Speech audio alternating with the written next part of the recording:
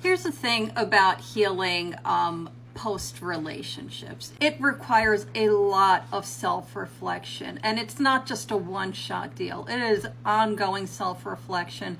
It is ongoing searing honesty. Let's take a look at this comment here. What we believe about relationships mostly comes down to the stories we tell ourselves. It's a shame this is the one you choose as the truth about the marriage for many reasons.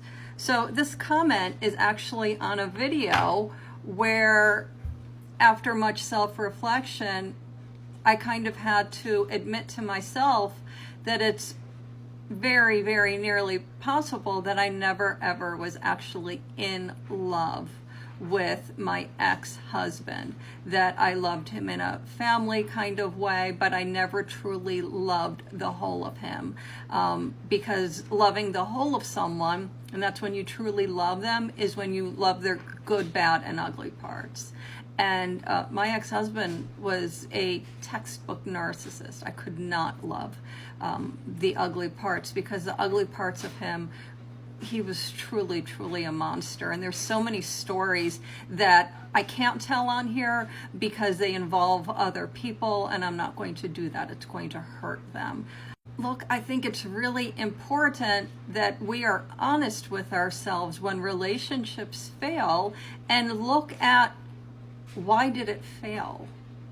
And it takes two people to run a relationship off into a ditch.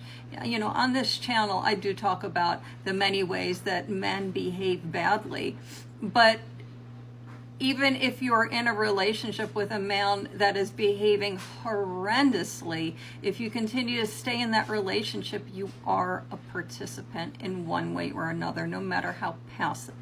And it is important to look at why you stayed, why you participated as passively as it may have been. If it was an abusive situation, how did you get into it?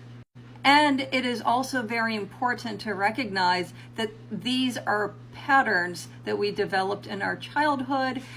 It is trauma that has written on our soul from our childhood. It is part of our nervous system. So it is going to always be our impulse on how to act in relationships. And that's why it is so important to stay vigilant with yourself every single day. Every single day. I am thinking about how I have showed up in relationships, how I want to show up in future relationships, and habits that I have that creep back in when I am meeting new people and getting to know new people in a dating type of atmosphere. You have to stay vigilant with yourself, because if not, you're going to continue making the same mistakes and creating the same pain for yourself. And that's just not something I'm willing to do.